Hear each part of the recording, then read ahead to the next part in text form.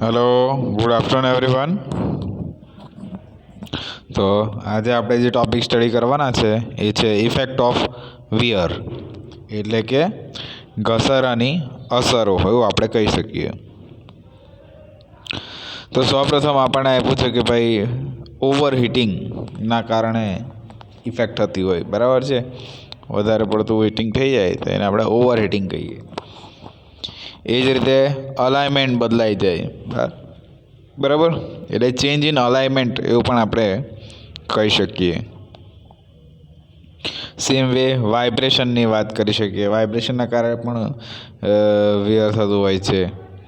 એ જ રીતે ગુણવત્તા ઘટાડો થાય, ગુણવત્તા જે કહેવી હોય એટલે ક્વોલિટીમાં રિડક્શન થાય, બરાબર ને, એવું આપણે કહી શકીએ. એ એની ઇફેક્ટ છે વિયરના કારણે.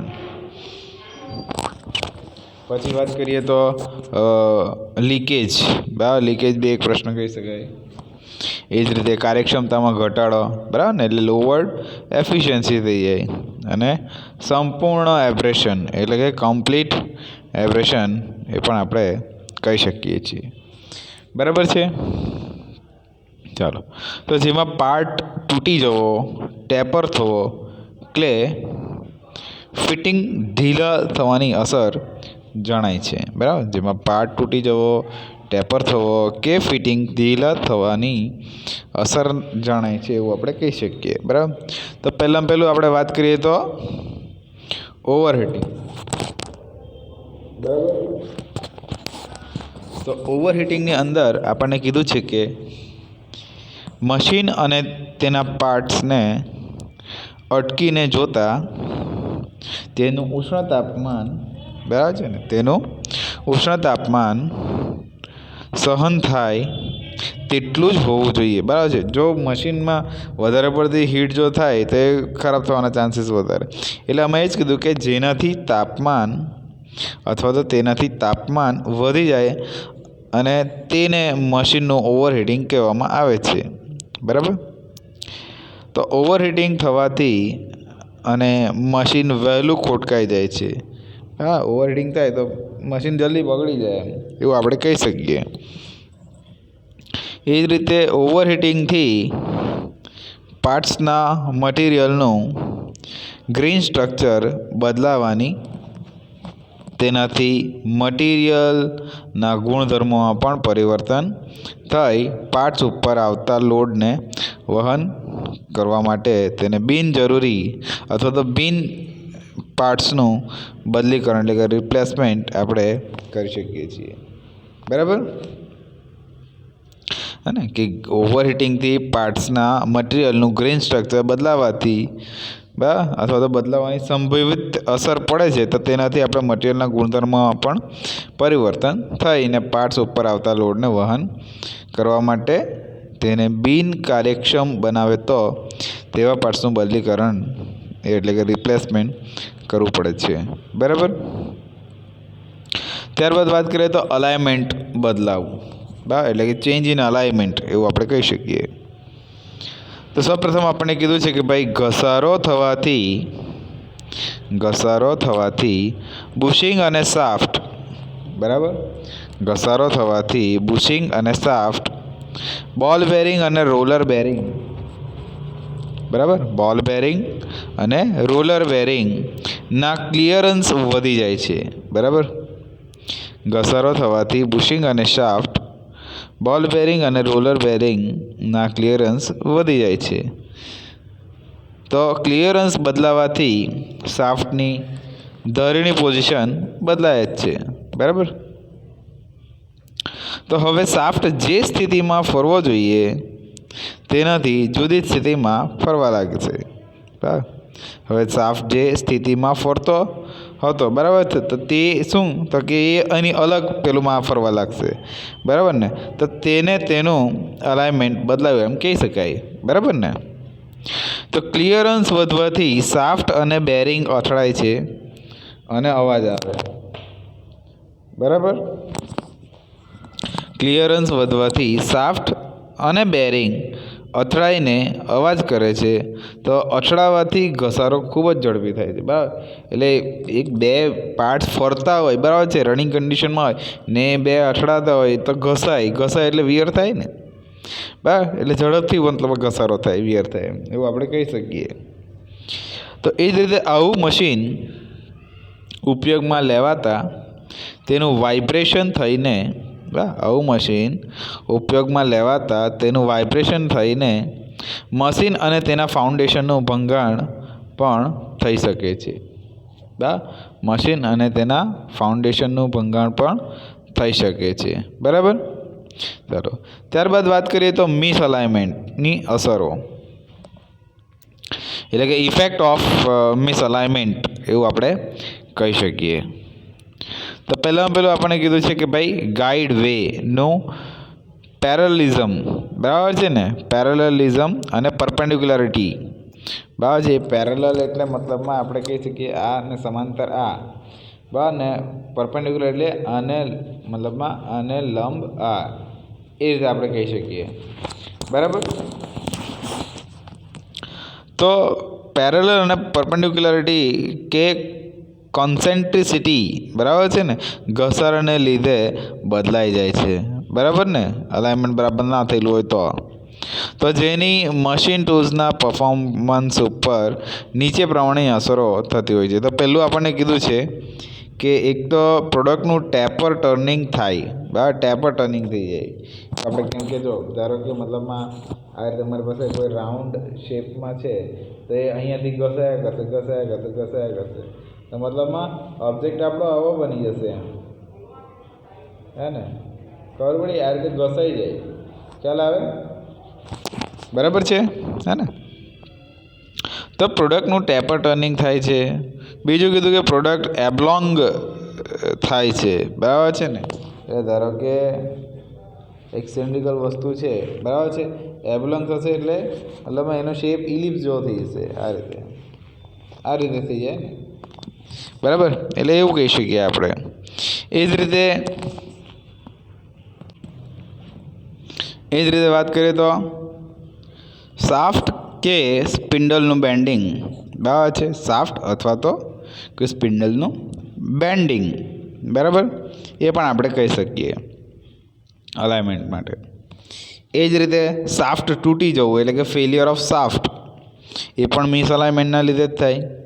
બીજું વાઇબ્રેશન ને નોઇસ વધારે હોય બરાબર છે ને, મિસઅલાઇનમેન્ટ તો આપણે કેમ ગાડી ચલાવતા હોય તો કંઈ બી આમ બરાબર નહીં હોય તો અવાજ આવે ને ખટખટ બરાબર છે, એ રીતે અને વાઇબ્રેશન થતું હોય છે બરાબર. તો તે વસ્તુ આપણે પણ કહી શકીએ છીએ. એ જ રીતે કાર્યક્ષમતા ઘટવી એટલે કે રિડ્યુસ્ડ એફિશિયન્સી એવું પણ આપણે કહી શકીએ છીએ. એ જ રીતે આયુષ્ય ઘટવું એટલે કે રિડ્યુસ લાઈફ એવું આપણે કહી શકીએ ને બરાબર છે. ચાલો ત્યારબાદ વાત કરીએ તો વાઇબ્રેશન બરાબર. તો વાઇબ્રેશનની અંદર જો વાત કરીએ તો એ વાઇબ્રેશનના કારણે મતલબમાં ઘસારો કેવી રીતે થાય તો તેના વિશે આપણે ચર્ચા કરશું બરાબર. તો ઘસારાના પરિણામે વધુ પડતા ક્લિયરન્સ બદલવાથી મશીન વાઇબ્રેટ થાય છે બરાબર. એની અંદર આપણને કીધું જ છે બરાબર. એ જ રીતે મશીનની ડિઝાઇન કરતી વેળા બરાબર, મશીનની જ્યારે ડિઝાઇન કરતા હોય ત્યારે વખતે તેના દરેક પાર્ટ્સના મટિરિયલની જોઈતી તાકાત બરાબર છે, બધા જે મટિરિયલ હોય તેની શું કહેવાય સ્ટ્રેન્થ જે છે હે ને, એ અને પાર્ટ્સના જોડાણ માટેના ક્લિયરન્સ નક્કી કરવામાં આવે છે બરાબર છે. દરેક મટિરિયલની આપણે તાકાત જોઈ લેવાની એમ બરાબર. મશીનને ઓવરલોડ ઉપયોગ કરવાથી ઘસારાની ઝડપ વધે છે ઓવરલોડ આપણે કરી નાખીએ વસ્તુ તો એ વાઇબ્રેટ થાય ને, તે રીતે આમાં એવું કીધું છે. અને ક્લિયરન્સો બદલાતા ડિઝાઇન સમયે લેવાયેલી કાળજી તેની અસર ગુમાવી દે પછી ડિઝાઇન સમયે આપણે ડિઝાઇન કર્યું હોય ત્યારે તો આપણે બહુ સાવચેતી રાખીએ, પણ ત્યારબાદ આવું વધારે પડતો લોડ હોય, ધારો કે ભાઈ ટ્રકનો પેલું 50 ટન જેટલો જે પેલું કરે પણ 50 ટન કરતાં 55 ને 60 ટન મૂકે તો એ વાઇબ્રેટ થાય કે નહીં, તે જ રીતે આપણે કહી શકીએ ને બરાબર છે. તો મશીનના ફાઉન્ડેશનની ડિઝાઇન કરતી વેળા તેની નેચરલ ફ્રીક્વન્સી ઓફ વાઇબ્રેશનને ધ્યાનમાં લેવામાં આવેલી ગણતરી ખોટી પુરવાર થાય છે અને મશીન તથા ફાઉન્ડેશન બંનેને મશીન વાઇબ્રેશન થવાથી નુકસાન થવાની સંભાવના રહે છે એવું આપણે કહી શકીએ. બરાબર. ચાલો ત્યારબાદ વાત કરીએ તો અવાજ આવવો એટલે નોઇસી આપણે કહી શકીએ ને. તો મશીન જ્યારે નવું હોય કે કન્ડિશનમાં હોય ત્યારે તેના કાર્યને અનુરૂપ એક સ્મૂધ અવાજ આવે છે. તો ઘસારો થતાં બેરિંગ ગિયરો, બરાબર ને, ઘસારો થતાં મતલબમાં બેરિંગ ગિયરોની નિર્ધારિત ક્લિયરન્સ વધે છે. તો બે ગિયરો વચ્ચે અથવા તો બે ગિયરો વધેલા ક્લિયરન્સથી પરસ્પર અથડાવા લાગે. ક્લિયરન્સ આવે એટલે પછી ધીમે ધીમે અથડાવાનું ચાલુ કરે. તો તે અથડાવાથી હથોડા ટીપતા હોય તેવો અસહ્ય એક ધારો અવાજ આવે. ખટ ખટ એ રીતે આવે છે ને, બરાબર અવાજ. તો આવા અવાજથી મશીન પર કામ કરતા કારીગરો ઝડપથી થાકી જાય અને કંટાળી જાય કે ભાઈ આ તો બહુ અવાજ કરે મશીન એમ.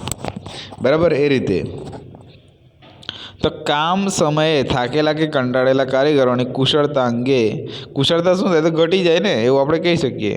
તો ઘટેલી કુશળતાથી કામ કરી જે ઉત્પાદન કરવામાં આવે તેની ગુણવત્તા ઘટી જાય. બરાબર છે. એટલે વેઠ ઉતારે એમ આપણે સાદી ભાષામાં કહીએ તો ગુણવત્તામાં ઘટાડો થવાથી વેસ્ટેજ કે બગાડનું પ્રમાણ વધી જાય ને ઉત્પાદન પડતર કિંમત વધી જાય પછી. બરાબર છે ને, વેસ્ટેજવાળું વધી જાય એમ ખર્ચો. એ જ રીતે વાત કરીએ તો ગુણવત્તા એટલે ઘટાડો એટલે ક્વોલિટી રિડક્શન. તો એની અંદર આપણને કીધું છે કે ભાઈ ઘસારાને લીધે વધેલા ક્લિયરન્સથી મશીનની રિજિડિટી ઘટી જાય છે. બરાબર. તો રિજિડિટીના ઘટવાથી મશીનની લોડ વહન ક્ષમતા પણ ઘટતી હોય છે. બરાબર. તો આવું મશીન તેની પૂરી ક્ષમતાથી કામ કરવાને અસમર્થ બને છે અને ઉત્પાદનથી સંખ્યામાં ઘટાડો થાય છે. તો બદલાયેલા એડજસ્ટમેન્ટવાળા મશીનો જોબ અને ટૂલની ગતિમાં ફેરફાર કરે છે. તો આવા મશીન પર કરવામાં આવતું ઉત્પાદન ગુણવત્તાની દૃષ્ટિએ નબળું સાબિત થાય છે. તો ગુણવત્તાનું ધોરણ જાળવવું મુશ્કેલ બને છે અને આવા મશીનો ઉપયોગ ચાલુ રાખવાથી વેસ્ટેજ વધવાથી મોટું નુકસાન થવાની સંભાવના રહેલી હોય છે અને તેનું એડજસ્ટમેન્ટ કે રિપેરિંગ કરવા માટે મશીનને બંધ રાખવું પડે. બરાબર. અને છેલ્લે પછી મશીન બંધ રહેવાથી ઉત્પાદનનું પ્રમાણ ઘટે. બરાબર ને, એવું આપણે કહી શકીએ. એ જ રીતે લીકેજ માટે વાત કરીએ છીએ કે ભાઈ મશીનના પાર્ટ્સ ઘસારાથી થતા વાઇબ્રેશનથી કપલિંગો, ફ્લેંજ વગેરેના નટ બોલ્ટ ઢીલા થાય છે. તો નટ બોલ્ટ ઢીલા થવાથી પેકિંગ જે હોય ને તે વાટે ઓઇલ લીકેજ થાય છે. બરાબર. અને ઓઇલ વહન કરતી પાઇપ લાઈનોમાં કાણા પડવાથી કે ખવાણ થવાથી પણ ઓઇલ લીકેજ થાય જ છે. બરાબર. તો ઓઇલ લીકેજ થઈને વહેવા લાગતા પેકિંગો અને પાઇપને થતું નુકસાન વધી જાય છે. બરાબર. તો વધી જવાથી લીકેજમાં પણ શું થાય તો વધારો થાય છે. તો ઘસારાને લીધે થતા આ લીકેજને બંધ કરવા માટે શું તો કે નટ બોલ્ટ, પેકિંગો અને ઓઇલ પાઇપો બદલવાની જરૂરિયાતો પૂરી કરવા મશીન બંધ રાખવાથી ઉત્પાદનમાં પણ ઘટાડો થાય છે. બરાબર. એવું આપણે કહી શકીએ. ચાલો ત્યારબાદ વાત કરીએ તો કાર્યક્ષમતાનો ઘટાડો. બરાબર છે. તો કાર્યક્ષમતામાં ઘટાડો કેવી રીતે આવી શકે? બરાબર. તો ઘસારાને કારણે બદલાતા એડજસ્ટમેન્ટથી પાર્ટ્સ વચ્ચેના ક્લિયરન્સમાં વધારો થાય છે. એ આપણને ખબર જ છે, જોઈ ગયા આગળ પણ. તો તેના અલાઇનમેન્ટ બદલાવાથી વાઇબ્રેશન થાય જ છે ને. અલાઇનમેન્ટ બદલાય એટલે વાઇબ્રેશન થવાનું જ છે, તો આપણને ખબર જ છે.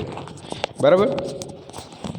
તો વાઇબ્રેશન થતાં મશીનની તાકાતમાં ઘટાડો થાય છે અને મશીનની તાકાત ઘટવાથી તેની લોડ વહન ક્ષમતા ઘટે છે.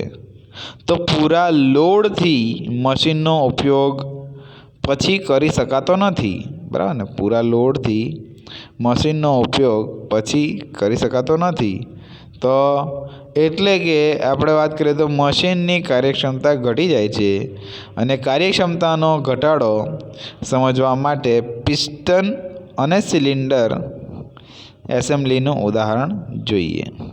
તો પિસ્ટન સિલિન્ડરમાં સ્લાઇડિંગ અથવા તો સ્લાઇડ થવાથી સિલિન્ડરનો વ્યાસ વધે છે. તો આપણને ખબર છે પિસ્ટન રિંગનો વ્યાસ ઘટી જાય, બરાબર, કોમ્પ્રેસ થઈ જાય ને. સો હવે પિસ્ટન અને સિલિન્ડરનું ચુસ્ત ફિટિંગ જળવાતું નથી. તો ચુસ્ત ફિટિંગ ન રહેતા કોમ્પ્રેશન લીકેજ થાય છે અને પાવર ઉત્પાદન ઘટી જાય, બરાબર ને? તો સ્પ્લેશ લુબ્રિકેશનથી સિલિન્ડર પર છાંટવાનું ઓઇલ પિસ્ટન રિંગ વડે વહેતા પિસ્ટનથી ઉપર ભાગે આવી જાય એક્ઝોસ્ટ ગેસ સાથે પસાર થઈ જાય છે. તો આથી ઓઇલ વપરાશ શું થાય? તો એનો ઘટી જાય છે ને, ઓઇલ વપરાશ જેટલો થવો જોઈએ તેટલો ઘટી જાય. તો કોમ્પ્રેશનના લીકેજથી ફ્યુલ વપરાશ ઘટી જાય છે, વધી જાય છે, બરાબર ને? તો આમ ફ્યુલ અને લુબ્રિકેશન ઓઇલ વપરાશ વધી જતાં એન્જિનની ઓપરેશનલ કોસ્ટ પણ વધે જ છે, બરાબર. તો તેમ છતાં હોર્સ પાવર જે હોય ને, પાવર અને હોર્સ પાવર આવે ને, મેગાવોટ છે, ગીગાવોટ છે, બસ એ રીતે હોર્સ પાવર આવે. તો તે ઉત્પન્ન કરી શકાતા હોય તેની કાર્યક્ષમતામાં ઘટાડો નોંધાય છે, બરાબર. ત્યારબાદ વાત કરીએ તો સંપૂર્ણ એબ્રેશન એટલે કમ્પ્લીટ એબ્રેશન. તેની અંદર કીધું છે કે જ્યારે મશીન પાર્ટ્સનો ઘસારો ન ચલાવી શકાય તેટલી હદ સુધી વધી જાય, બરાબર છે ભાઈ, હવે બસ અને રિપ્લેસ કરો કાં રિપેર કરો, બરાબર, એ રીતનું આવી જાય ત્યારે તેને સંપૂર્ણ એબ્રેશન કહેવામાં આવે છે. તો આવા મશીનોથી ગુણવત્તાવિહીન ઉત્પાદન મળે છે અને મશીન ગમે તે સમયે બ્રેકડાઉનમાં આવી જાય, બરાબર. બ્રેકડાઉન રિપેરિંગમાં મોટું કરતા એને ટાઈમ બગડે તે અલગ પાછો. એ જ રીતે મશીન રિપેરિંગ માટે વધુ સમય લાગે, બરાબર. મેં કીધું તેમ રિપેરિંગ કરવા માટે લેવાથી ઉત્પાદન કાર્ય આખું ખોરવાઈ જાય અને પાર્ટ્સ તૂટી જાય અને અથવા તો ફિટિંગ ઢીલું પડી જાય એટલે નળાકાર ભાગો રાઉન્ડનેસ ગુમાવી દે અને ટેપર થઈ જાય એવું આપણે કહી શકીએ.